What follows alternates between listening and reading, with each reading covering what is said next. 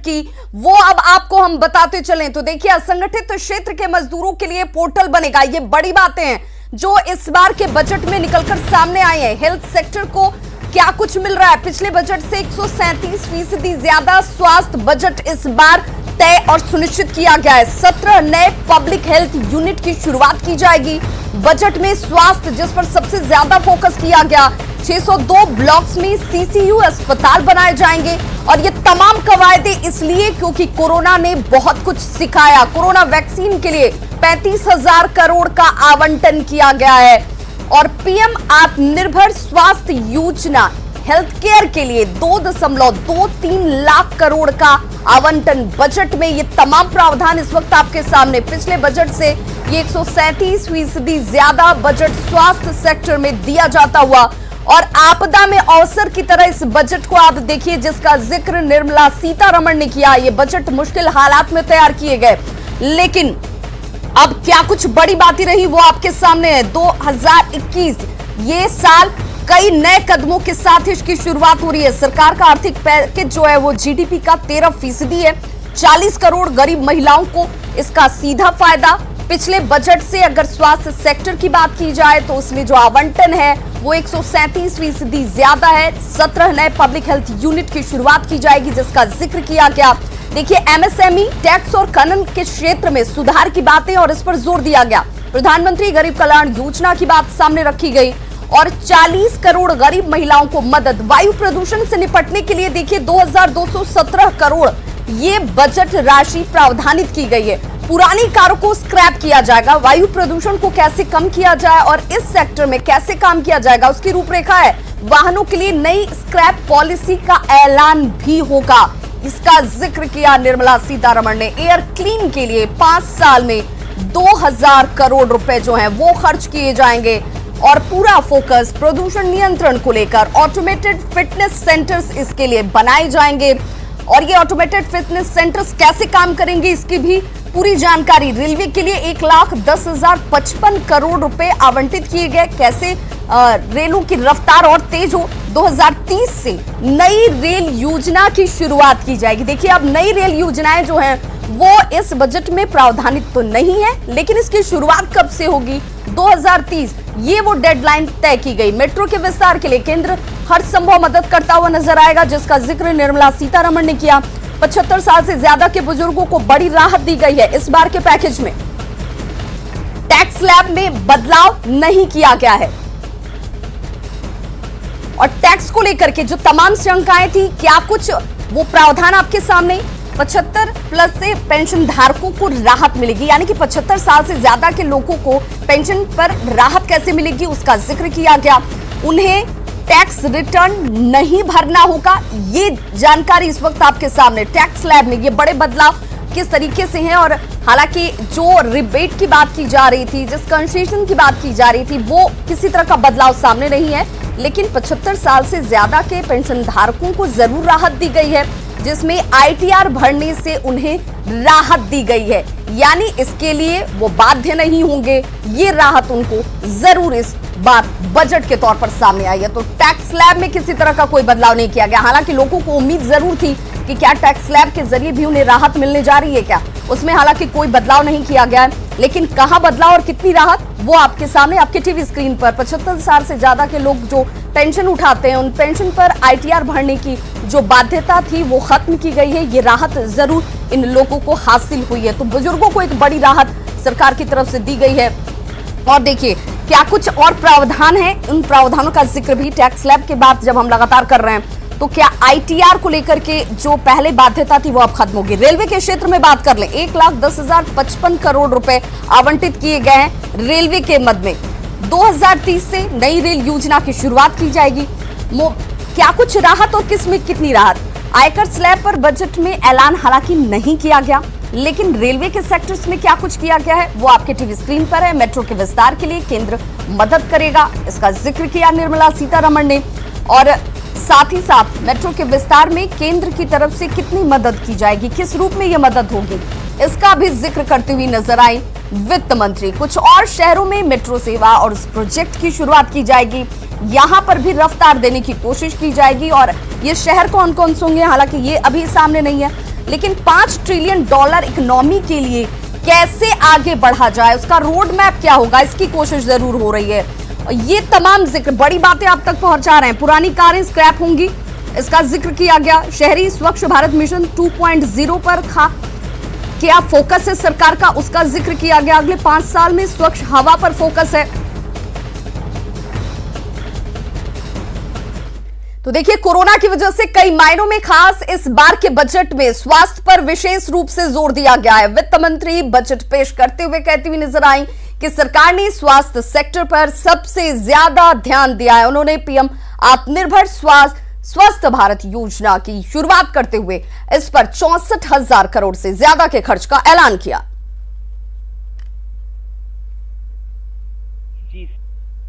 Health systems, a new centrally sponsored scheme, PM Atmanirbhar Swasth Bharat Yojana, will be launched with an outlay of about 64,180 crores over 6 years. This will develop capacities of primary, secondary and tertiary care health systems, strengthen existing national institutions and create new institutions to cater to detection and cure of new and emerging diseases. This will be in addition to the National Health Mission. The main interventions under the scheme are support for over 17,000 rural and 11,000 urban health and wellness centers, setting up integrated public health labs in all districts, and 3,382 block public health units in 11 states, establishing critical care hospital blocks in 602 districts and 12 central institutions. तो देखिए, health sector पर सबसे ज्यादा सरकार का focus रहा। वित्त मंत्री ने कोरोना वैक्सीन के मद्देनजर 35,000 करोड़ रुपए के आवंटन का ऐलान आज के इस बजट में किया और कहा कि आगे भी अगर जरूरत होगी तो इसके लिए फंड मुहैया कराए जाएंगे। Honorable Speaker, I have provided 35,000 crores of rupees for COVID-19 vaccine in this year 21-22. I am committed to provide further funds if required. तो देखिए, कोरोना को लेकर इस बार का बजट जो है बनाने में कई चुनौतियों का सामना करना पड़ा, जिसकी शुरुआत के साथ ही निर्मला सीतारमण ने जिक्र किया कि लेकिन इस आपदा में भी हमने अवसर की तलाश की है और इसीलिए निर्मला सीतारमण ने बजट पेश करने के दौरान रविंद्रनाथ टैगोर का जिक्र करते हुए एक लाइन भी बोली। और देखिए, हमारे साथ नवल किशोर चौधरी जी जुड़े हुए हैं, पटना से अर्थशास्त्री हैं और हर बार बजट के साथ उनकी प्रतिक्रिया बहुत खास हो जाती है। नवल जी, इस पूरे बजट को आप कितने नंबर देंगे और इसे कैसे देखते हैं? ये एक साधारण बजट है। अब मैं समझता हूं इसे पास मार्क के अलावे कोई मार्क्स देना नहीं चाहूंगा। आप इसमें 2-3 बातें मुख्य हैं।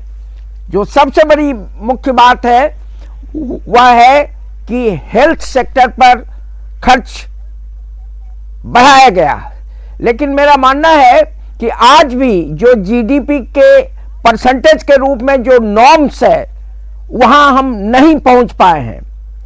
अगले 6 साल में 64,000 करोड़ और टोटल 2.23 लाख करोड़ की बात हो रही है। ये बढ़ोतरी अवश्य है।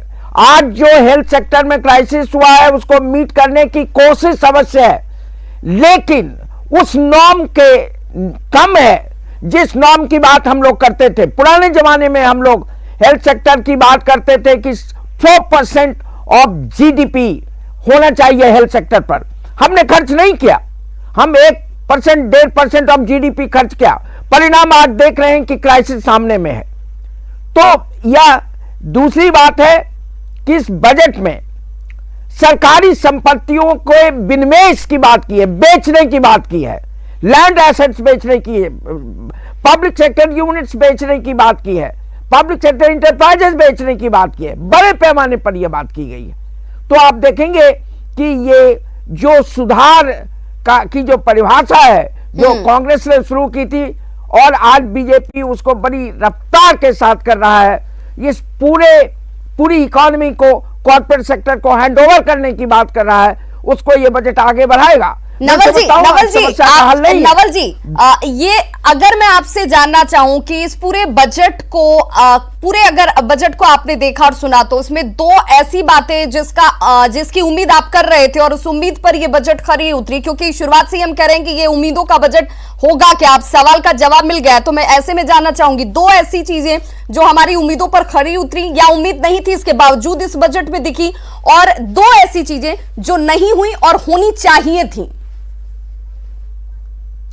मैं बहुत स्पष्ट कहना चाहूंगा, उम्मीद थी कि हेल्थ सेक्टर पर प्रावधान बढ़ाया जाएगा, पब्लिक एक्सपेंडिचर बढ़ाया गया, ये उम्मीद के अनुरूप है, लेकिन नाकाफी है। नंबर वन, जो उम्मीद थी कि अनएम्प्लॉयमेंट को टैकल किया जाएगा, बेरोजगारी को टैकल किया जाएगा, माइग्रेंट के इश्यू को टैकल किया जाएगा, उस पर कोई योजना आएगी, लेकिन मुझे कुछ ऐसा नहीं लगता है।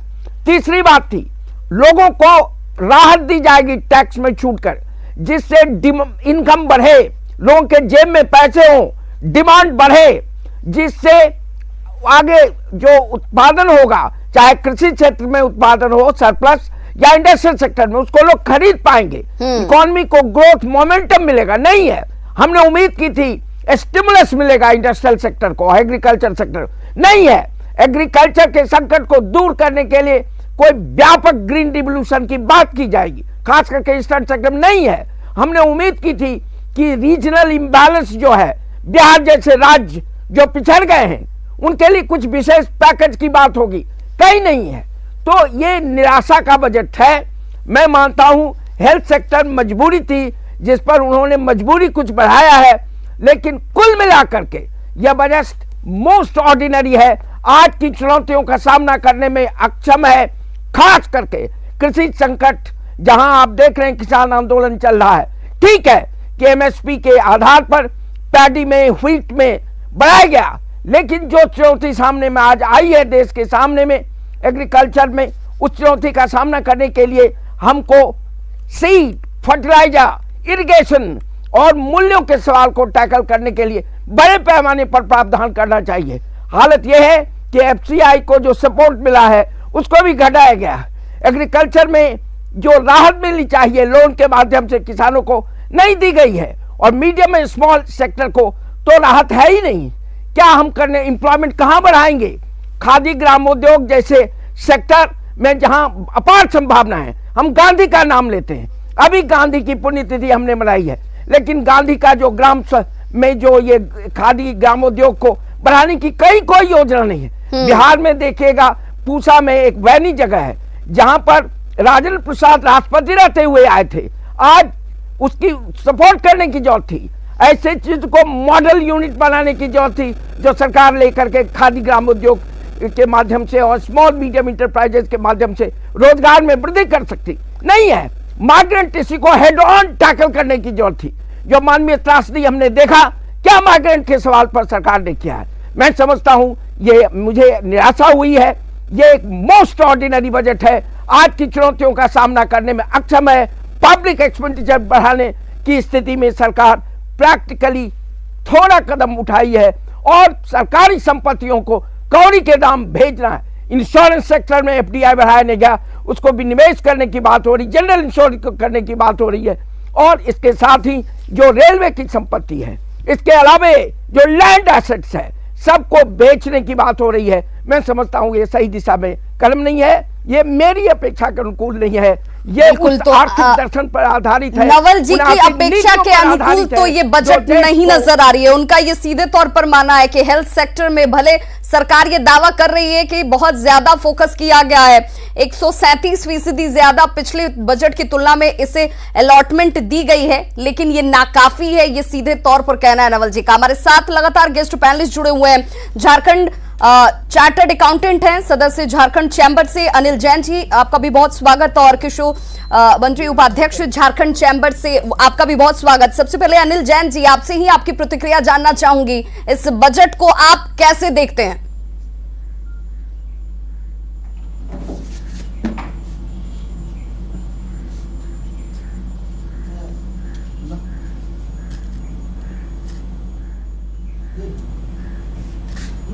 अनिल जैन जी, अब तक हमारी आवाज पहुंच पा रही है? अभी आ रहा है। हाँ आ रही है। हाँ अनिल जी, मेरा सवाल ये था कि बजट जिसको लोग अब तक स्पेक्युलेट कर रहे थे, अब ये बजट सामने है। अब जब बजट सामने है तो आप इसे कैसे देखते हैं? क्या ये बजट इकोनॉमी को बूस्ट करने वाला है? क्या ये रोजगार सृजित करने वाला है? या आपको भी नवल जी की तरह ऐसा लगता है कि बहुत साधारण सो बजट इस बार पेश किया गया है? मेरी राय में भी बहुत साधारण बजट है और गवर्नमेंट जो बैंक ऑफ प्राइवेटाइजेशन की तरफ जो 2 बैंक के का डिक्लेयर किया है और एक इंश्योरेंस जनरल इंश्योरेंस कंपनी को भी प्राइवेटाइजेशन की तरफ जो कदम है वो एक नया इस बजट में देखने को मिला है। तो अनिल जैन जी, आप इसे देखते कैसे हैं? इससे क्या हमारी अर्थव्यवस्था मजबूत होगी? क्या हम ये माने कि ये साधारण बजट इस वक्त शायद सरकार की लिमिटेशन में ये मैक्सिमम थी, इससे ज्यादा करने की गुंजाइश नहीं थी? हाँ बिल्कुल, लेकिन बहुत सारे पहलू पर अगर ध्यान दिया जाए, बहुत साधारण बजट है। इनकम टैक्स में जैसे लोगों को जो मिडिल क्लास लोगों के लिए ये एक्सपेक्टेशन था कि बजट में उनको बहुत सारे रिलीफ दिए जाएंगे ताकि वो अपने बिजनेस को और इंडस्ट्रीज वगैरह को बढ़िया से चला सके। कोरोना की वजह से जो उन लोग का जो स्लो डाउन हुआ उसमें उनके जो बिजनेस के जो एक्सपेक्टेशन थे उसके हिसाब से फिर वो काम आगे नहीं बढ़ा पाएंगे। इनकम टैक्स में भी उनको कोई रिलीफ नहीं दिया है।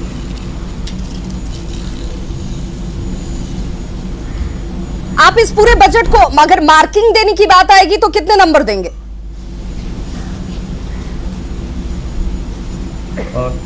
4 आउट ऑफ 10। तो देखिए, अभी जिस तरह की प्रतिक्रिया एक्सपर्ट से जब हम ये बजट पेश नहीं हुआ था तब से लगातार चर्चा कर रहे हैं और यही जानने की कोशिश कर रहे थे कि क्या इस भारी भरकम उम्मीदों के बजट से उम्मीद पूरी होती है क्या? तो इस वक्त जो रिएक्शंस हैं वो साधारण बजट के तौर पर इसे देखा जा रहा है। हमारे साथ हमारे सहयोगी साकेत भी जुड़ गए हैं। साकेत, चूंकि जनता इससे पहले उम्मीद लगा रही थी, अब उम्मीद की तस्वीर जो है वो पूरी तरह से साफ हो चुकी है, बजट सामने है, पब्लिक कैसे देख रही है इसे? अब रिएक्शंस कैसे हैं?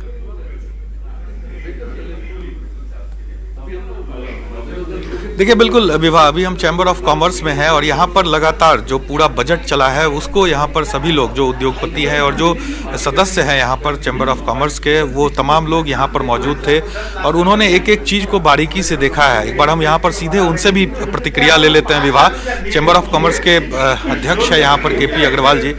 सर, किस तरह से देखते हैं इस बजट को? आप लोग बड़े बारीकी से देख रहे थे। देखिए, बात ऐसा है, बहुत विषम परिस्थिति है और इस विषम परिस्थिति में आप कह सकते हैं कि इन्होंने जो बजट नेशनल लेवल के लिए दिया है तो कह सकते हैं कि कोई खास चीज़ तो नहीं है, लेकिन कोशिश किया है कि जो इफेक्ट आया है 2020-21 में कोरोना के चलते उस इफेक्ट को कुछ मिनिमाइज किया जाए। और कोशिश क्या देखेंगे, कल जो हम लोगों का इकोनॉमिक सर्वे भी आया उसमें सभी तरीके से है एक्सपेक्टेशन कि 11% हम लोगों का ग्रोथ होगा इस साल 21-22 में। हम लोग उसी से संतोष किए हुए हैं कि चलिए जहां हम लोग का नेगेटिव था वहां पॉजिटिव होगा, लेकिन जहां तक हम लोग का स्टेट का सवाल है, अब बिहार की बात अगर हम सही में करें कि बिहार के लिए इस बजट में क्या कुछ स्टेट का सवाल है, कहीं भी कोई नाम स्टेट का नहीं आया अभी तक। हम लोग खोज में इन साइड में कहीं कुछ हो अलग चीज़ है, बाकी जो सब चीज़ को मिला है जनरल उसी में बिहार भी है। लेकिन स्टॉक मार्केट अगर इंक्रीज किया है अभी 1500 पॉइंट, तो हम लोग एस्टिमेट कर सकते हैं कि नेशनल लेवल पे जो एक असेसमेंट किया गया है वो इकोनॉमिक डेवलपमेंट के लिए या इंफ्रास्ट्रक्चर डेवलपमेंट के लिए किया गया है, लेकिन अपने स्टेट में जितना भी कुछ था कहीं भी नाम नहीं सुनाई दिया और न कुछ अभी तक मिला है। इन साइड में कहीं कुछ हो तो देखने की बात है। तो हम समझते हैं कितना अंक देंगे अगर देखें हम पूरे नेशनल लेवल पे जो बजट है पूरे देश के हिसाब से देखा जाए तो हम कह सकते हैं कि जो आज के विषम परिस्थिति में हो सकता है उन्होंने कोशिश किया, उस पर हम उनको 7-8 देना चाहेंगे। जहाँ तक हम लोग का स्टेट का सवाल है, स्टेट के सवाल पर हम देना उनको 1 भी नहीं चाहेंगे। मतलब बिहार का जिक्र इस बजट में नहीं है, ये कहीं कह रहे नहीं हैं। है, कुछ स्पेशल चीज कुछ नहीं है। पी अग्रवाल जी हैं, चैम्बर ऑफ कॉमर्स के अध्यक्ष हैं, इन्होंने पूरी बारीकी से देखा है। इन्होंने कहा कि बिहार को लेकर इसमें क्या है वो कहीं ना कहीं यहाँ पर मिसिंग दिखा है। कुछ और भी लोग हैं यहाँ पर, आप आएंगे जरा। आप किस तरह से देखते हैं ये जो बजट आज पेश हुआ है, केंद्र का आम बजट, किस तरह से इसे देख रहे हैं? देखिए, हमें सरकार की स्थिति को भी समझना होगा। पिछला 1 वर्ष बहुत ही एक अभूतपूर्व स्थिति रही। पूरा देश जो है कोरोना के संकट से ग्रस्त था। सारी अर्थव्यवस्था जो है एक तरह से चौपट हो चुकी थी। ये एक सिंपल इकोनॉमिक्स है, पैसा आएगा तो ही खर्च होगा। तो कहीं ना कहीं सरकार के पास एक चेक एंड बैलेंस लेके सरकार को चलना था, फंड एलोकेट भी करना था, लेकिन कहीं ना कहीं रेवेन्यू के जनरेशन सोर्स को भी गवर्नमेंट को कंसिडर करना था। तो मुझे लगता है सारी बातों को देखते हुए हेल्थ सेक्टर, इंफ्रास्ट्रक्चर पे भी सरकार ने बहुत जोर दिया है। ये एक संतुलित बजट है और कहीं ना कहीं सरकार जिस परिस्थिति में गुजर रही है उस हिसाब से एक अच्छा ही बजट। चलिए साकेत, नवल जी हमारे साथ जुड़े हुए, नवल जी से ही मैं पूछ लेती हूँ। नवल जी, आप कह रहे हैं कि बहुत साधारण सा ये बजट रहा, लेकिन बिहार चैम्बर ऑफ कॉमर्स ये मानता है कि संतोषप्रद है, बेहतर, बहुत उम्मीदों के रूप में भले ना हो, लेकिन इस वक्त हमें सरकार की मजबूरियों को भी समझना है, सोर्सेज ऑफ इनकम कितने लिमिटेड हैं ये भी देखना है, और इस परिस्थिति में जिस वक्त हम इस वक्त बजट को देख रहे थे और सुन रहे थे, वो परिस्थिति में ये बेहतर बजट है। मैं आपसे स्पष्ट करना चाहूंगा कि बिहार चैम्बर ऑफ कॉमर्स और बिहार इंडस्ट्रीज एसोसिएशन जैसे प्रतिष्ठित संस्थान स्वाभाविक रूप से देश में विकास की दर को बढ़ता देखना चाहेंगे। स्वाभाविक है, विकास की दर हम भी बढ़ना देखना चाहते हैं। विकास की दर कैसे बढ़ेगी? पब्लिक इन्वेस्टमेंट बढ़ाए बिना विकास की दर कैसे बढ़ेगी?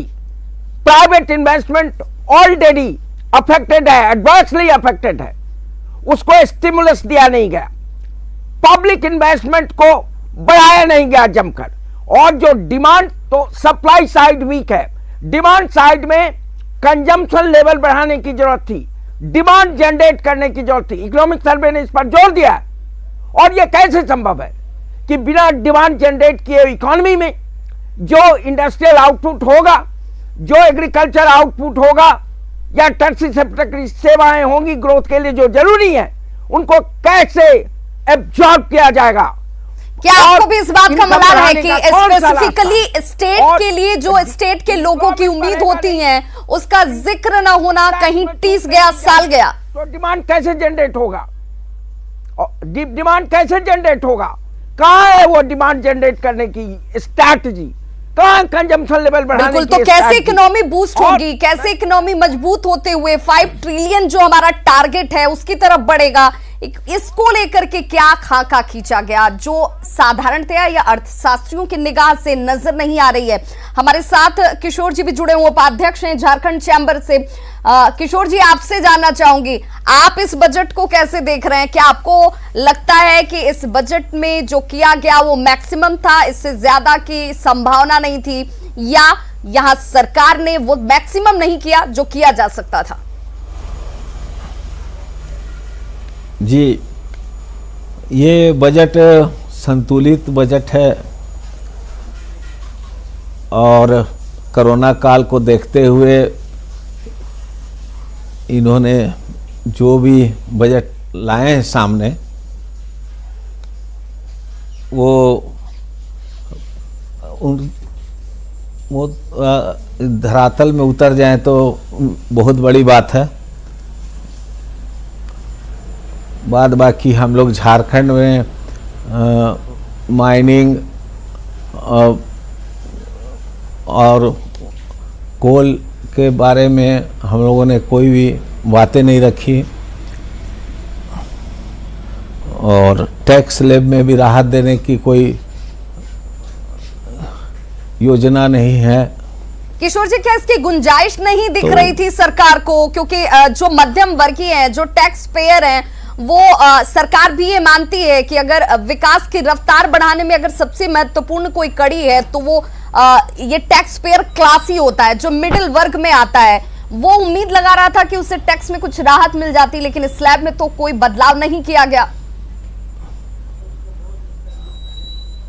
ये भी है, और कोई भी इंडस्ट्रीज और व्यापार के को गति देने के लिए भी कोई अच्छी योजना या कहें तो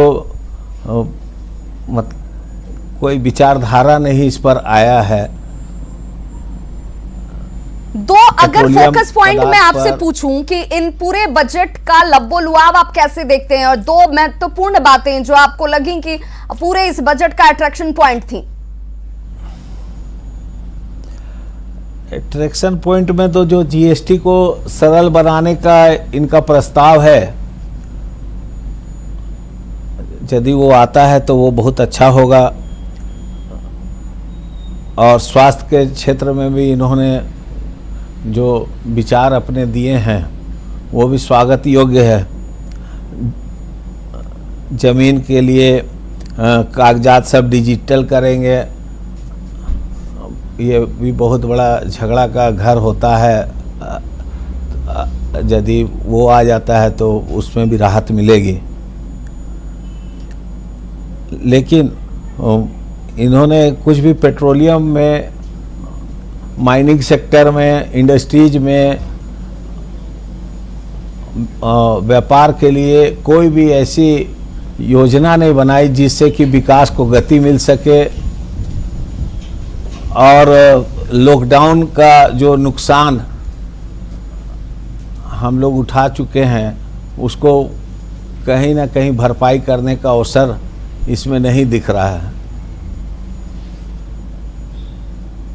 हेल्थ सेक्टर को मिले आवंटन को आप कैसे देखते हैं? क्योंकि इस बार इस कोरोना के काल में सबसे ज्यादा अफेक्टेड और उसका सबसे ज्यादा असर जो है वो देखने को मिला, और ऐसे में इस सेक्टर में आवंटित राशि जो है उसे आप कैसे देख रहे हैं? नहीं, हेल्थ सेक्टर में इन्होंने जो भी ठीक करने का भरपूर प्रयास किया है और वो जरूरी भी है, लेकिन फिर भी उसके साथ में हम लोग को दूसरे क्षेत्रों को भी देखना बहुत आवश्यक है। कैसे हम लोग चीज़ों को ठीक करें, ये इस पर कोई ऐसा उत्साहजनक बात या कोई विचार नहीं आया।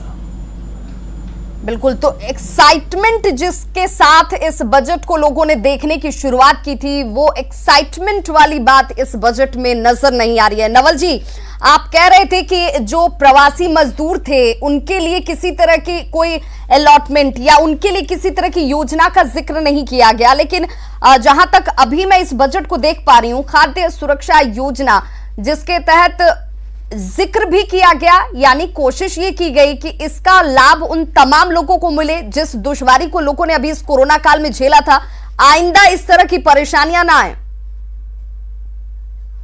अरे उनकी सबसे बड़ी समस्या है employment, productive employment, dignified employment, employment with dignity. ILO का है, कौन सी योजना है एम्प्लॉयमेंट बढ़ाने की सरकार के पास? ये बात कहां स्पष्ट हो रही है? उनकी समस्या केवल पब्लिक डिस्ट्रीब्यूशन सिस्टम से क्राइसिस के वक्त राशन के माध्यम से फूड सप्लाई करना नहीं है। उनको रोजगार मिलना चाहिए, युवकों को रोजगार मिलना चाहिए। कहां रोजगार मिलेगा? रोजगार एग्रीकल्चर सेक्टर में मिलेगा, already surplus man power agriculture में है। इंडस्ट्रियल सेक्टर में मिलेगा, टर्शियरी सेक्टर में। जब तक इन सेक्टर्स में ग्रोथ रेट एक्सेलरेट नहीं होगा तब तक एम्प्लॉयमेंट कैसे मिलेगा? और दूसरी बात, केवल ग्रोथ रेट से काम नहीं चलेगा, ऐसे सेक्टर में ग्रो करना होगा जहां एम्प्लॉयमेंट का पोटेंशियल है, लेबर इंटेंसिव टेक्नोलॉजी, और मीडियम एंड स्मॉल इंटरप्राइजेस में है, खादी ग्राम। लेकिन नवल जी मिनिमम वेज कोड लागू करने का जिक्र किया है वित्त मंत्री ने, जिसके तहत जो श्रमिक कैटेगरी के लोग हैं उन्हें मिनिमम वेज कोड हासिल होगा तो एक राशि उन्हें निर्धारित मिल पाएगी। क्या ये कदम उनके लिए शुरुआती तौर पर काफी नहीं माना जाए? मिनिमम वेजेस की बात वो कर रहे हैं सभी सेक्टर में, लेकिन मिनिमम वेजेस का इंप्लीमेंटेशन का क्या हाल है? आप मिनिमम सपोर्ट प्राइस का प्रावधान है आज भी, लेकिन एक्चुअल इंप्लीमेंटेशन कितना है? बिहार जैसे राज्य में भी मिनिमम वेज कहां इंप्लीमेंट हो रहा है? लेबर का जितना आपने देखा कि कोरोना के पीरियड में चाहे यूपी की बीजेपी सरकार हो या राजस्थान की कांग्रेस सरकार हो, दोनों ने वर्कर के वर्किंग आवर्स को बढ़ा दिया, 12 घंटा कर दिया, उनके सारे कानूनों को स्थगित कर दिया। क्या बात हम कर रहे हैं? कहां है लेबर की जगह इसमें? कहां है स्मॉल फार्मर की जगह, medium farm, agriculture, landless labourer का क्या सवाल है? केवल मिनिमम वेज की बात करने से कुछ नहीं होगा। कहां गया green revolution, second green revolution की बात? कहां गया इरिगेशन का प्रोजेक्ट की बात?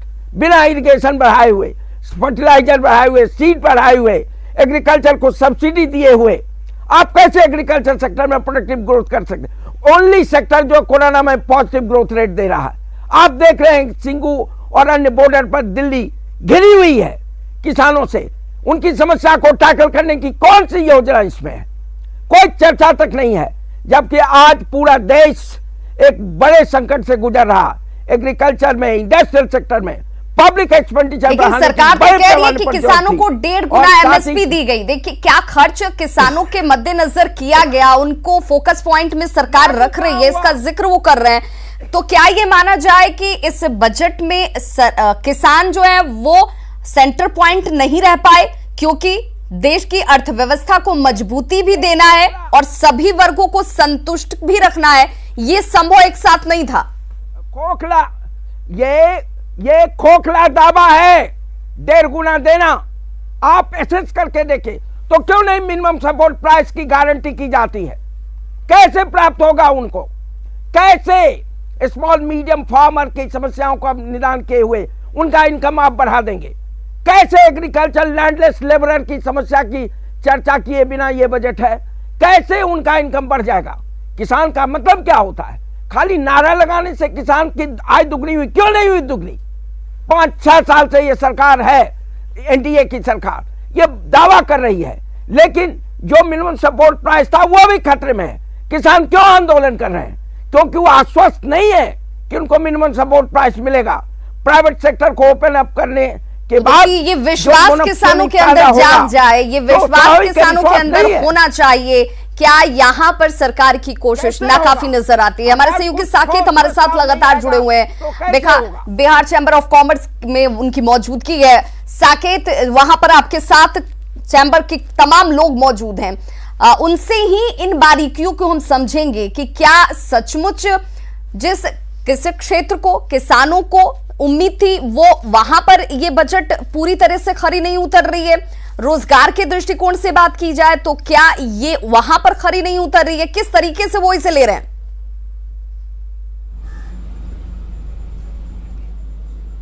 साकेत, आप तक हमारी आवाज पहुंच पा रही है? सर एक मिनट आप लोग आ जाइए। हाँ, ये बिल्कुल विवाह, ये हमारे साथ हैं चैम्बर ऑफ कॉमर्स में के लोग यहाँ पर मौजूद हैं, जो मेंबर्स हैं वो मौजूद हैं। सर क्या देखते हैं इस कृषि को लेकर? अगर इस पूरे बजट को हम देखें तो किस तरह से देखते हैं? कृषि के लिए क्या कुछ खास था? देखिए, इस बजट पे बहुत उम्मीद लगी हुई थी, और चूंकि किसान आंदोलन देश में काफ़ी लंबे समय से चल रहा है और हर लोगों में उत्सुकता थी कि किसानों को लेकर के वित्त मंत्री महोदया क्या अनाउंसमेंट कर सकती हैं, तो वित्त मंत्री महोदया ने बहुत चौंकाने वाले डेटा सदन के सामने रखे। खास करके जब एमएसपी की बात आती है तो एमएसपी में मल्टीफोल्ड इंक्रीज़ हुआ है। तो डेफिनेटली इन सारी चीज़ों को देखते हुए ये लगा है कि हाँ, कृषि के ऊपर में फोकस सरकार का आरंभ से ही रहा है। मतलब इस बजट में कोई अलग से बड़ा एलोकेशन लेकर आए हों ऐसा तो मैं नहीं बोल सकता, लेकिन निश्चित रूप से कृषि सरकार की प्राथमिकता में रहा है। और जिस तरह के इंफ्रास्ट्रक्चर के ग्रोथ की बात हो रही है, सप्लाई चेन इंप्रूव करने की बात हो रही है या वेयर हाउसिंग की बात हो रही है, तो जितने भी एग्रीकल्चर अलाइड एक्टिविटीज़ हैं इसको इम्प्रूव करने के लिए सरकार ने बहुत बड़ा बजट एलोकेशन दिया है, जिससे निश्चित रूप से मतलब एग्रीकल्चरल प्रोड्यूस फास्ट पेस पर लोगों तक पहुंचेगा। दूसरा फिर डिजिटाइजेशन, जो एपीएमसी के डिजिटाइजेशन के लिए और 1000 से ज़्यादा एपीएमसी को वापस से ई-नैम से जोड़ने के लिए, इस तरह के जो अनाउंसमेंट हैं ये काफ़ी अच्छे अनाउंसमेंट हैं। कृषि के क्षेत्र में काफ़ी कुछ दिया गया है, ये कहना चाह रहे हैं? हाँ, मैं एक लाइन में अगर बात करूँ तो किसानों को अतिशीघ्र अपने उत्पाद उपभोक्ता तक पहुंचाने के लिए बिना उसका नुकसान हुए काफ़ी बड़े कदम उठाए गए हैं, जिसका दूरगामी परिणाम होगा। निश्चित रूप से किसानों की आय बढ़ेगी, जो हमारे तो देखिए बहुत मिली-जुली प्रतिक्रिया सामने आ रही है। हालांकि बजट पेश होने के बाद ये इंस्टेंट रिएक्शंस हैं। हमारे सहयोगी अविनाश हमारे साथ लाइव जुड़ गए झारखंड चैंबर ऑफ कॉमर्स से। अविनाश, आप जहां पर मौजूद हैं वहां पर गुणा गणित सबसे ज्यादा किया जाता है, एनालिसिस सबसे ज्यादा किया जाता है, जरा उनसे ही जानिए उनके लिहाज से ये बजट कैसा है।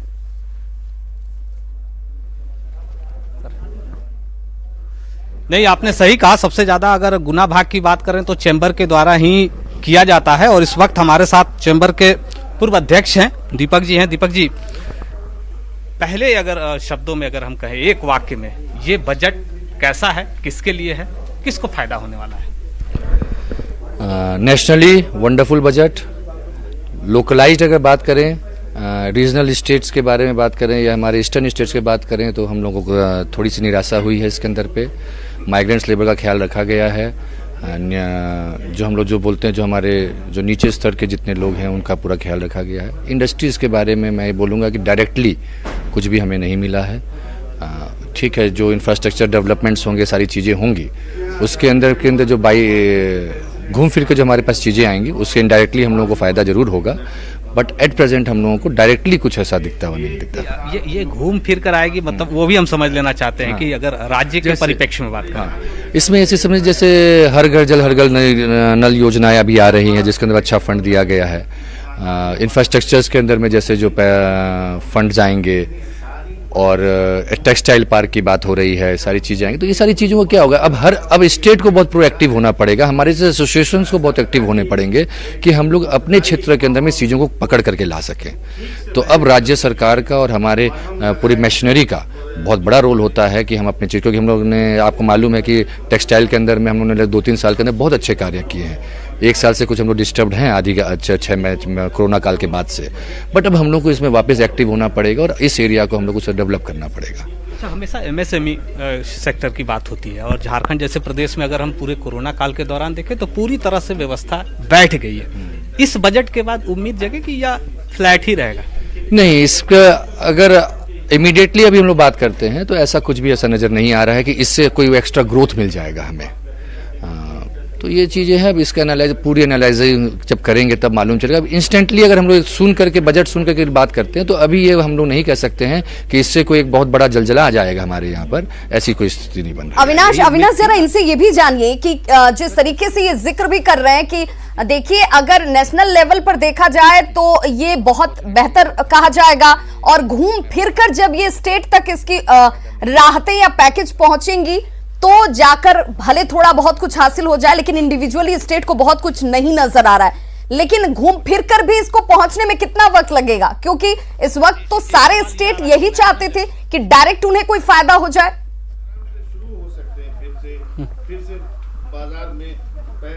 नहीं, आप बहुत वाजिब सवाल है। सवाल ये है कि ये जो घूम फिर कर, मैंने पहले भी कहा, तो ये कितना वक्त लग जाएगा और झारखंड जैसे स्टेट की अगर हम बात करें तो हमारे हिस्से में क्या कुछ आने वाला है?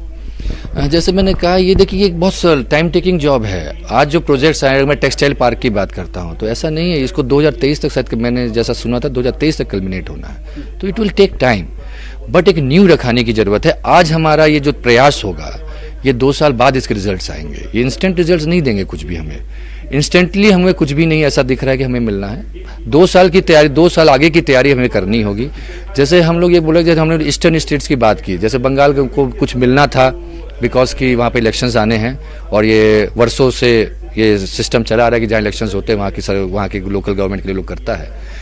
तो वहाँ की क्या था, उड़ीसा के अंदर में एक हम लोग को फिशरी का एक पारादीप को एक छोटा सा कार्य। बिल्कुल अविनाश, आप हमारे साथ बने रहिए। देखिए इस वक्त लगातार रिएक्शन सामने आ रहे हैं और सभी ये जानना भी चाहते हैं और सभी ये मान भी रहे थे कि क्या इस बजट के साथ उम्मीद जो उन्होंने पाल रखी है वो उम्मीद के अनुरूप ये बजट आया क्या? जेडीयू क्या कहती है इस बजट को लेकर, वो सुन लेते हैं।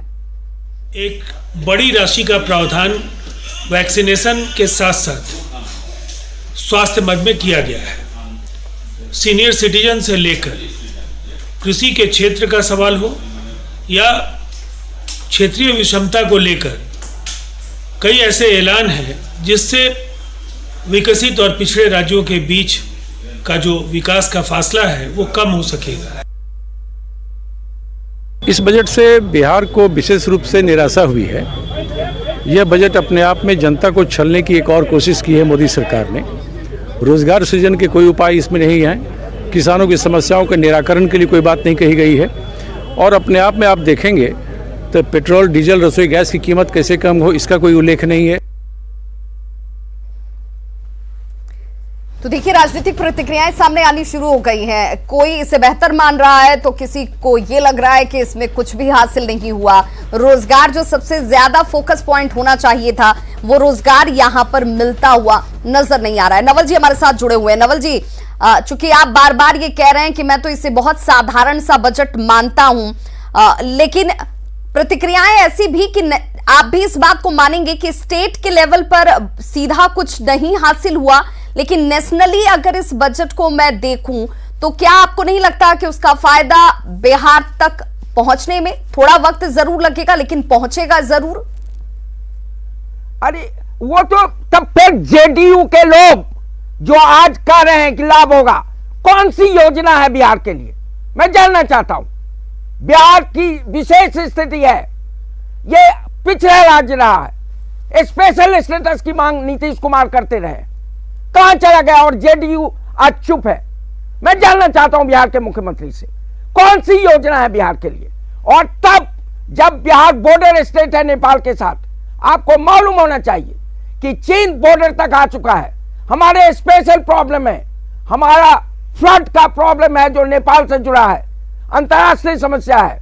हमारा फ्लड के कारण बिहार की अर्थव्यवस्था खत्म हो जाती है, आप जानते हैं किस तरह से है। दूसरी स्थिति में बताऊं, सिक्योरिटी का, नेशनल सिक्योरिटी का सवाल है, कौन सी योजना बिहार के लिए? Bihar one of the most backward districts है, पॉवर्टी है, अनएम्प्लॉयमेंट है, माइग्रेशन है। अभी जो राष्ट्रीय स्तर पर प्रवासी मजदूर की समस्या, वो बिहार यूपी की समस्या थी। कौन सी योजना है? मैं समझता हूं सरकार को साफ कहना चाहिए कि हमारे लिए कुछ हो। बिहार जैसे राज्य को छोड़ा नहीं जा सकता है, ये किसकी जिम्मेवारी है? ये टीस जरूर इस वक्त है कि बिहार जिस स्पेशल पैकेज की मांग और उस पर आस लगाए बैठा था, वो आस तो पूरी नहीं हुई, लेकिन क्या बिहार को सचमुच कुछ नहीं मिला? लगातार चर्चा भी चल रही है। हमारे सहयोगी अविनाश हमारे साथ लगातार जुड़े हुए हैं, झारखंड चैंबर ऑफ कॉमर्स में उनकी मौजूदगी है। अविनाश, जिसका जिक्र भी कर रहे थे आपके साथ जो इस वक्त खड़े हैं झारखंड कॉमर्स से संबंधित अधिकारी, उनका भी ये कहना था कि देखिए जब भी इलेक्शन आता है, जिस स्टेट में इलेक्शन होता है उसको एक स्पेशल बेनिफिट हासिल हो जाती है और शायद क्या यही माना जाए कि बंगाल को इसका लाभ मिला और ऐसे में झारखंड अछूता रह गया डायरेक्ट बेनिफिट पाने से।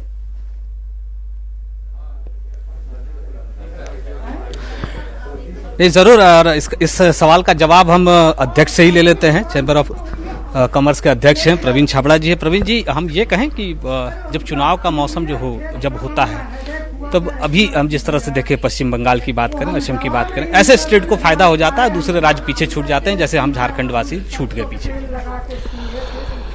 देखिए, कहीं ना कहीं ये बात है कि आज हमारे राज्य की अगर हम बात करते हैं तो बजट के अंदर में डायरेक्टली हमें कुछ भी नहीं दिया गया है। ये बात अलग है कि सेंटर जब बजट पेश करती है तो उस पे इंफ्रास्ट्रक्चर स्पेंडिंग और रियल इस्टेट पे ऊपर में स्पेंडिंग की जो बात आती है, इनडायरेक्टली कहीं ना कहीं वो सारे सभी स्टेट के लेवल पे खर्च होते हैं और वहीं से चीज़ें निकल के आती है कि आपके स्टेट में क्या होगा। लेकिन एक बहुत बड़ी उम्मीद थी कि जो आज एमएसएमई सेक्टर है और इंडस्ट्री सेक्टर हैं, जो कि हमारी अर्थव्यवस्था में एक बड़ा स्टेक रखते हैं, उनको डायरेक्टली चूंकि बजट से कुछ घोषणा मिलनी चाहिए थी, उम्मीद थी, क्योंकि आज कहीं ना कहीं ऐसे उद्योग और व्यवसाय को भी लगता है कि केंद्र सरकार हमारे बारे में डायरेक्टली सोच रही है, तो ये कहीं लैकिंग देखा गया है। और देखिए ये तो जो इस लैकिंग का क्या वजह हो सकती है? देखिए वजह जो आप बोल रहे हैं पॉलिटिकली, ये तो हमारा मुद्दा नहीं है, चूंकि हम लोग उद्योग और व्यवसाय के जगत के हितों की बात करते हैं, तो कहीं ना कहीं एमएसएमई सेक्टर को अपने अभिभाषण के अंदर में कहीं ना कहीं रखना चाहिए था माननीय वित्त मंत्री महोदय को, कि उनके लिए एक नई कार्यशील पूंजी के लिए बहुत ही कम लोन पे बैंकों को पैसा इन्फ्यूज वो करें, कैसे एमएसएमई को मिले, कैसे उनके लिए वेजेस की इंसेंटिव स्कीम लाएं, नए उद्योग जो लगाना चाहते हैं उसको आने वाले 3-4 वर्षों के लिए हम इंसेंटिव स्कीम देवें। तो ये सब चीजों पे चर्चा नहीं होना, स्टार्टअप के लिए 1 साल बढ़ गया है। देखिए वो तो पहले से चला आ रहा है और स्टार्टअप के लिए बढ़ा है, लेकिन हमारे राज्य के अंदर में परिप्रेक्ष्य में बात करें तो स्टार्टअप यहाँ पनप नहीं पाए, क्योंकि पॉलिसी आने के बाद में 1000 स्टार्टअप्स की हम लोग बात कर रहे हैं, 107 स्टार्टअप चिन्हित हुए हैं, जिसके अंदर में आज तक 17 स्टार्टअप को सिर्फ उनकी पहली किस्त मिली है सब्सिडी की। तो ऐसे के अंदर में सिर्फ स्कीम आने से नहीं, राज्य सरकार को उस पर ध्यान देना होगा। वैसे सेक्टर्स को बूम करने के लिए महत्वपूर्ण बात कही है अध्यक्ष जी ने, कि देखिए सिर्फ योजनाओं को लाना बड़ी बात नहीं है, उन योजनाओं का इंप्लीमेंटेशन कैसे हो रहा है, उन तक जिस उद्देश्य से इनकी शुरुआत की गई थी क्या वो उसको अचीव कर पा रही है, ये एक बड़ी बात है। बहुत बहुत शुक्रिया अविनाश हमारे साथ जुड़ने के लिए। और सीधे रुक करना चाहूंगी मैं अनिल जैन जी का भी। अनिल जैन जी, जब ये कोरोना का पीरियड शुरू हुआ तो अगर कोई अफेक्टेड सबसे ज्यादा था तो वो छोटे छोटे इंडस्ट्रीज थे, स्मॉल इंडस्ट्रीज सबसे ज्यादा प्रभावित हुए, इससे जुड़े हुए लोग बहुत अनएम्प्लॉयड हुए, इसलिए उनकी उम्मीदें भी ज्यादा थी। तो क्या ये माना जाए कि इस बजट में उन लोगों को फोकस में नहीं रखा गया, या सेंट्रली भले रखा गया हो लेकिन स्टेट वाइज इसका फायदा झारखंड को तो कम से कम अभी नहीं दिख रहा है? जी ओवरऑल देखा जाए तो इस बजट से ये उम्मीद थी, क्योंकि कोरोना की वजह से काफ़ी अफेक्टेड हुए मिडिल क्लास के लोग, और उनसे रिलेटेड जो भी बिजनेस और इंडस्ट्रीज़ और जो सर्विस सेक्टर सभी काफ़ी ज़्यादा अफेक्टेड हुए। बहुतों के रोज़गार छिन गए और बहुतों के बिजनेस बंद हो गए। तो ऐसी स्थिति में लोग ये उम्मीद कर रहे थे कि उन लोग के सामने में जो जीविका के लिए जो उपार्जन की जो शक्ति जो है कम हो गई, तो गवर्नमेंट ज़रूर कुछ ना कुछ उन लोग के लिए, चाहे वो इनकम टैक्स हो, चाहे बिजनेस के लिए इंसेंटिव्स हो, वो उन लोग को उसमें रिलीफ देगी। लेकिन ऐसा कुछ भी नहीं हुआ, जो कि बहुत ही दुखद है। इसके पीछे आप वजह क्या मान पा रहे हैं? आपको क्या लग रहा है कि इस तरह से जो बजट का जब निर्माण किया जा रहा था, जब इसका निर्धारण किया जा रहा था, तो सरकार के सामने भी अर्निंग्स की बहुत सारी चुनौतियां थी, बहुत लिमिटेशंस थी, और शायद उस स्थिति में ये सबसे बेहतर तरीके से रखा जा पाया?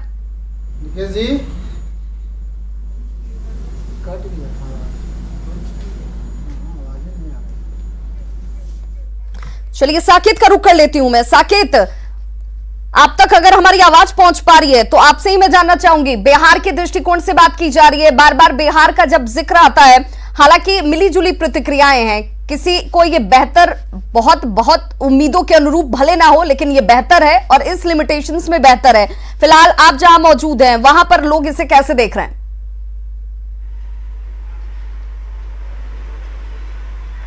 देखिए बिल्कुल बिहार को लेकर क्या है, सबकी नज़र इसी बात पर है। चूंकि हम बिहार से हैं तो बिहार के लोगों को कहीं ना कहीं ये इच्छा थी कि इसमें बजट में जो है बिहार का जिक्र हो। हमारे साथ चैम्बर ऑफ कॉमर्स के सभी जो यहाँ पर देखिए मेंबर्स हैं, अध्यक्ष हैं, तमाम लोग यहाँ पर मौजूद हैं। विभा, हम एक बार फिर से इन लोगों से बात करते हैं। सर, बिहार को लेकर तो कुछ खास नहीं दिखा है सर। इस पूरे बजट में हम लोगों की निगाहें तो बिहार को लेकर थी कि बिहार के लिए सरकार क्या अनाउंस करती है, लेकिन हमारे स्टेट को अभी तक हम लोगों ने ऐसा कुछ नहीं पाया है कि इसमें बिहार के लिए स्पेशली कुछ किया गया है। ऑफ कोर्स सरकार ने जो है तमिलनाडु और साउथ के स्टेट, वेस्ट बंगाल के लिए कुछ अनाउंसमेंट करी है। बिहार उसमें कहीं भी निगाहों में नहीं दिखा सर। आप लोग चूंकि बड़ी बारीकी से देख भी रहे थे पूरे और इस वक्त नितिन गडकरी क्या कुछ करे, जरा वो सुन लेते हैं। मोटर व्हीकल जो है जो 20 साल से पुराने हैं, ये स्क्रैप हो जाएंगे। तो जो गाड़ी स्क्रैप करेगा वो नई लेने वाला ही है। तो ये ऑटोमोबाइल इंडस्ट्री को और बढ़ावा मिलेगा। 34 lakh light motor vehicle are older than 15 years and 51 lakh light motor vehicle are older than 20 years. बाद में 17 lakh medium and heavy commercial vehicle, 17 lakh older than 15 years without valid fitness certificate. अब ये 17 लाख और ये संख्या जो है, ये मैं जो देख रहा हूँ, ये करीब 1 करोड़ से ज़्यादा व्हीकल है। ये पोल्यूशन कर रहे थे, क्योंकि जितना पुरानी टेक्नोलॉजी है वो एयर पोल्यूशन भी कर रहे थे, फ्यूल भी ज़्यादा खा रहे थे। तो अब ये और other older vehicle pollute 10 to 12 times more than fit vehicle, यानी 10 से 12 गुना ज़्यादा पोल्यूशन कर रहे थे। तो पहली बात तो ऐसे कि reduce population of old and defective vehicles on road, ये पहला एडवांटेज में पोल्यूशन कम होगा। दूसरा एडवांटेज 25 से 30% reduction in vehicular air pollutants, इसमें इसकी कमी होगी। तीसरी बात improved road safety, newer vehicle meet road safety standards because of improved material and vehicle technology. इसमें फ़ायदा ये होगा कि जो स्क्रैपिंग होगा तो स्टील, रबर, एल्यूमिनियम, कॉपर जो वेस्ट निकलेगा, अभी हम लोग कॉपर इंपोर्ट कर रहे हैं, एल्यूमिनियम इंपोर्ट कर रहे हैं। और मैं आपको पहले बता चुका हूं कि हमने हमारे पोर्ट का, मैं जब मंत्री था तो ये इसी के लिए 18 मीटर ड्राफ्ट बढ़ा है। तो दुनिया का भंगार 2 लाख टन के शिप में अपने यहाँ आएगा, वो बहुत सस्ता आएगा, थ्रोइंग प्राइस पे आएगा। और फिर उससे हम लोग सेग्रीगेट करेंगे मेटल को, एल्यूमिनियम, कॉपर, प्लास्टिक, रबर, और फिर उसका रिसाइकलिंग करेंगे। तो जो स्पेयर पार्ट्स 100 रुपये में मिलता था वो 60 रुपये या 65 रुपये में बनेगा। तो वर्ल्ड के कंपटीशन में हम लोग सबसे सस्ते होंगे और इसलिए ये इंडस्ट्री हमारे यहाँ बढ़ेगी। इसमें मटेरियल, इसके कारण फ्यूल इफिशिएंसी बढ़ेगी। मैं जब कॉलेज में था तो स्कूटर मैंने खरीदी की थी, तब 32 किलोमीटर इन्हें तो नितिन गडकरी को आप सुन रहे थे। नितिन गडकरी का ये कहना है कि देखिए, जब वाहन स्क्रैप पॉलिसी लाई जा रही है, जिसका ऐलान आज वित्त मंत्री ने किया है, 20 साल पुरानी गाड़ियां हट जाएंगी, यानी कि तकरीबन 1 करोड़ ऐसी गाड़ियां हैं जो स्क्रैप में चली जाएंगी। यानी कि इतनी ही गाड़ियों को दोबारा खरीदने वाले लोगों की भी संख्या बढ़ेगी। यानी इस इंडस्ट्री से जुड़े लोगों को, मैन्युफैक्चरिंग सेक्टर्स को किस तरीके से बूस्टअप किया जा रहा है, इसे भी देखने और समझने की जरूरत है। लगातार हमारे साथ गेस्ट पैनलिस्ट जुड़े हुए हैं और ऐसे में यही जानने की कोशिश की जा रही है, जिसका जिक्र बार बार किया जा रहा है कि स्टेट वाइज भले ही चूंकि चुनाव नहीं है इसलिए इन स्टेट्स पर बहुत ज्यादा स्पेसिफिकली फोकस न किया गया हो, लेकिन ऐसे हालातों में स्टेट तक फायदा पहुंचेगा कैसे, ये जानना बहुत महत्वपूर्ण हो जाता है। हमारे साथ गेस्ट पैनलिस्ट जुड़े हुए हैं। किशोर जी का मैं रुख करना चाहूंगी, झारखंड चैंबर के उपाध्यक्ष हैं। किशोर जी, अभी जो सेंसेक्स है वो उछाल पर है, तेजी में है, 1650 अंक की तेजी नजर आ रही है। निफ्टी 14,000 के पार पहुंच गई है। आखिर बाजार को इस बजट में ऐसा क्या दिख रहा है जो स्टेट को नजर नहीं आ रहा? ये तो सेंसेक्स के जो खिलाड़ी हैं वही ज़्यादा इसमें बता सकेंगे। मैं तो ये कहूँगा कि अभी नितिन गडकरी जी ने कहा स्क्रैप पॉलिसी के लिए, तो आप तो ठीक है 15 साल और 10 साल की भी गाड़ियों को हटा रहे हैं सड़क से, व्यावसायिक वाहन को भी और प्राइवेट वाहन को भी, लेकिन जो खरीदेंगे उनको आपने क्या राहत दे रहे हैं? उसका तो कोई जिक्र नहीं है। उसमें कोई टैक्स में कमी नहीं हुआ, कोई एक्साइज ड्यूटी में कमी नहीं हुआ, या और कोई उनको इंटरेस्ट फ्री लोन देने का तो कोई अनाउंस नहीं हुआ। ये तो एक तरफ से सिर्फ हम लोग को केवल बताया जा रहा है कि हम ये करेंगे और ये फायदा होंगे, लेकिन अल्टीमेट तो वो पब्लिक को ही झेलना है उसका। टैक्स पेयर जिस पर सबका फोकस होता है, टैक्स पेयर उम्मीद भी लगाते हैं कि भाई जब बजट आएगा हम टैक्स पे करते हैं, क्योंकि लिस्टेड टैक्स पेयर जो सबसे ज्यादा महत्वपूर्ण भूमिका अदा करते हैं विकास की रफ्तार में, वो टैक्स पेयर की उम्मीदों के अनुसार आपको कहीं कुछ इस बजट में नजर आया? टैक्स पेयर से तो सिर्फ टैक्स लेना है इनको, और तो कुछ इसमें ऐसा राहत नहीं है कि जिससे कि टैक्स देने वालों को कुछ बेनिफिट हो। वो तो शुरू दिन से दे रहे हैं और देने का आदत भी लग गया है। और इस वक्त अश्विनी चौबे क्या कुछ बोल रहे हैं, जरा वो सुन लेते हैं। 35,000 करोड़ रुपया उपलब्ध किया गया और अगले उम्मीद है कि मई के पहले तक और भी आ जाएंगे जिनका ट्रायल चल रहा है। तो ये हम सब लोगों ने देखा कि सारे भारत के जो और कंपनियां हैं और इस प्रकार के लोग जो स्वदेशी वैक्सीन है वो तैयार होगा और देश को बड़ी राहत मिलेगी और दुनिया भर के लोगों को हम वसुधैव कुटुंबकम की भावना से वैक्सीन भी उपलब्ध करा रहे हैं।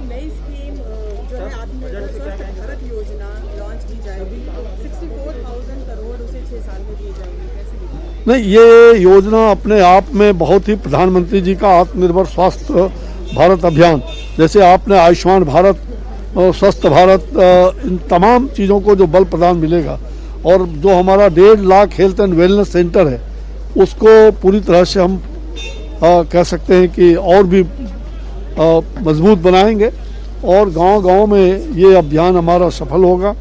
तो मुझे विश्वास कि सरकार के द्वारा जो ये बजट अगले 5-6 साल के लिए दिए गए हैं उससे देश को बहुत बड़ा भला होगा और लोग आरोग्य होंगे और आरोग्य होने की दिशा में एक बहुत बड़ा कदम है।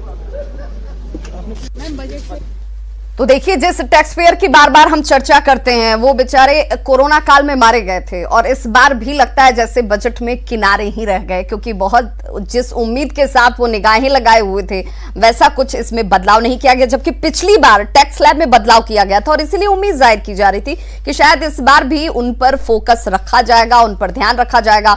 और सीनियर सिटीजन को अगर एक राहत की बात कर ली जाए तो अगर इस पूरे टैक्स पेयर में सिर्फ एक सीनियर सिटीजन जो हैं वो थोड़े बहुत राहत पा रहे हैं। अनिल जैन जी से मैं जानना चाहूंगी, और इस वक्त राजनाथ सिंह क्या कुछ कह रहे हैं, सुन लेते हैं। ये शानदार बजट है और इसकी जितनी भी प्रशंसा की जाए वह कम है। सर खास तौर पर डिफेंस के लिए सर क्या कहेंगे जिस तरह से इसमें? अब मैं डिफेंस के आंकड़े थोड़ी ही देर में आपके सामने मैं जारी करने वाला हूं, वो आपकी जानकारी में आ जाएगा, लेकिन मैं कह सकता हूं कि डिफेंस के बजट में भी बढ़ोतरी हुई है। Thank you. तो रक्षा मंत्री राजनाथ सिंह को आप सुन रहे थे, जिन्होंने कहा कि डिफेंस सेक्टर, ये सरकार हमेशा उस पर फोकस रखती है। इस बार भी पिछली बार की तुलना में ज्यादा फोकस किया गया है, उसे अलॉटमेंट ज्यादा दी गई है। लेकिन क्या ये उम्मीदों के अनुरूप अलॉटमेंट है? क्योंकि हर सेक्टर को उम्मीद थी कि इस बार इस कोरोना काल में सभी सेक्टर्स जहां प्रभावित हुए थे उन्हें राहत मिलेगी और वो एक बार फिर से रफ्तार पकड़ते हुए नजर आएंगे। अनिल जैन जी का रुख करना चाहूंगी। अनिल जैन जी, आपसे मैं जानना चाह रही थी कि क्या टैक्स स्लैब की हम बात कर लेते हैं, हेल्थ सेक्टर की हमने बात कर ली, हमने इंफ्रास्ट्रक्चर की डेवलपमेंट की बात कर ली, लेकिन जिस तरफ सबसे ज्यादा फोकस की बात हो रही थी किसान वर्ग, कृषक, इनको लेकर आपको इस बजट में कुछ खास नजर आया? ये जो पिछले साल से जो चला आ रहा है उसमें कोई मेजर उनके लिए कोई बात नहीं नजर नहीं आई।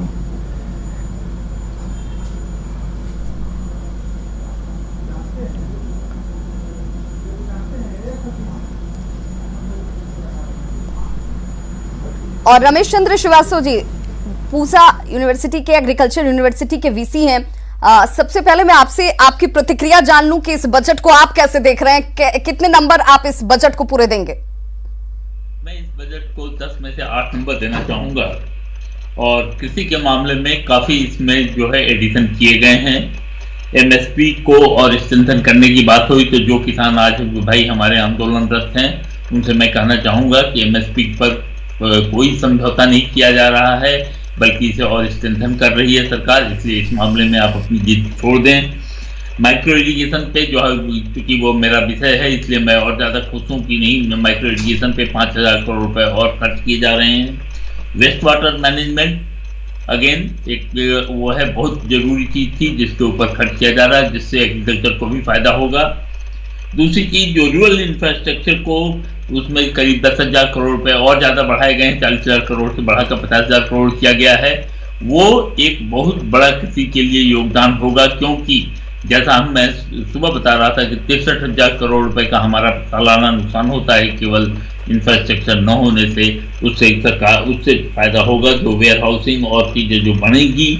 इसके अलावा बिहार पूर्वी भारत के लिए जो बात हो रही थी, जो इंडियन फिशिंग हार्बर अभी तक हम बात कर रहे थे वो केवल समुद्री तट वाले राज्यों के लिए होता था, लेकिन पहली बार इंडियन फिश हार्बर जो बनाए जाएंगे वो हमारी नदियों पे भी बनाए जाएंगे और हमारे पूर्वी भारत के लिए वो बहुत अच्छा रहेगा। रमेश चंद्र जी, लेकिन बिहार के लोग डबल इंजन की सरकार के अनुरूप बजट को देख रहे थे। उम्मीद उनकी ऐसी थी कि कुछ ऐसा उन्हें मिल जाएगा जिससे कम से कम वो ये साबित कर पाए या ये बता पाए कि देखिए डबल इंजन की सरकार होने का कुछ फायदा होता है। ऐसा कुछ दिखा क्या? हाँ, मैं इस मामले में वही मैं बता रहा था, इंडियन फिश हार्बर्स जो बना रहे हैं नदियों पे, हम क्यों नहीं, हमारे पास इतनी बड़ी बड़ी नदियां हैं, हम अपनी नदियों पे फिश हार्बर बनाएं और उससे ज्यादा हम फिश को जो हमारा फिशिंग सेक्टर है उससे हम और ज्यादा स्ट्रेंथन करें, वो हम इसका हम फायदा उठा सकते हैं। जो रूरल इंफ्रास्ट्रक्चर के ऊपर बात हुई है उसमें वेयर हाउसिंग में हम बहुत कमजोर हैं।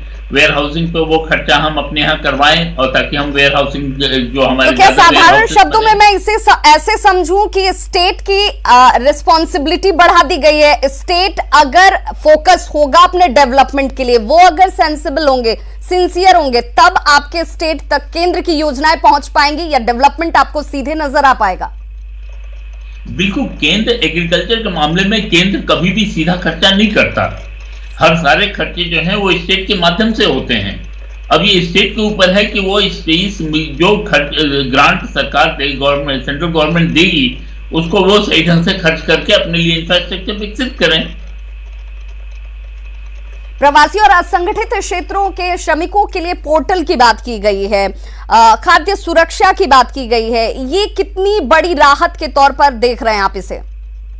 देखिए, ये एक शॉर्ट टर्म सोल्यूशन बिल्कुल सही किया गया है। शॉर्ट टर्म सोल्यूशन उन्हें दिया जा रहा है प्रवासी मजदूरों के लिए, लेकिन जो लॉन्ग टर्म सोल्यूशन वही है कि जब हम रूरल इंफ्रास्ट्रक्चर में पैसा खर्च करेंगे कि तो आखिर उसमें काम करने वाले तो हमारे यही प्रवासी मजदूर होंगे ना, उन्हें एम्प्लॉयमेंट के लिए उसमें अपॉर्चुनिटी मिलेगी। और माइक्रो इरिगेशन पे हम इस पे काम कर रहे हैं कि माइक्रो इरिगेशन को फील्ड में उतारने के लिए जो हमें मैन पावर चाहिए उस मैन पावर पे हम ट्रेनिंग प्रदान करने जा रहे हैं। उस ट्रेन मैन पावर के काम आएगा। अगर फिश हार्बर बनते हैं जो हमारे उसके लिए जो मछली के लिए जो बनेगा हमारा एम्प्लॉयमेंट अपॉर्चुनिटी बढ़ेंगी, उसमें ये हमारे प्रवासी मजदूर खपेंगे। तो बहुत बहुत शुक्रिया इस तमाम जानकारी के लिए। तो तमाम गेस्ट पैनलिस्ट जो हमारे साथ जुड़े हुए थे, रमेश चंद्र जी, अनिल जैन जी, किशोर, तमाम लोगों का बहुत बहुत शुक्रिया। देखिए, आज बजट जिसको लोग अभी तक सिर्फ स्पेकुलेशन के तौर पर देख रहे थे, वो बजट अब सामने आ चुका है और अब एनालिसिस शुरू हो गई है कि ये बजट कितना फायदेमंद और क्या ये उम्मीदों के अनुरूप रहा। लगातार इस बड़ी खबर पर हम बने हुए हैं। यहां रुक रहे एक छोटा सा अंतराल।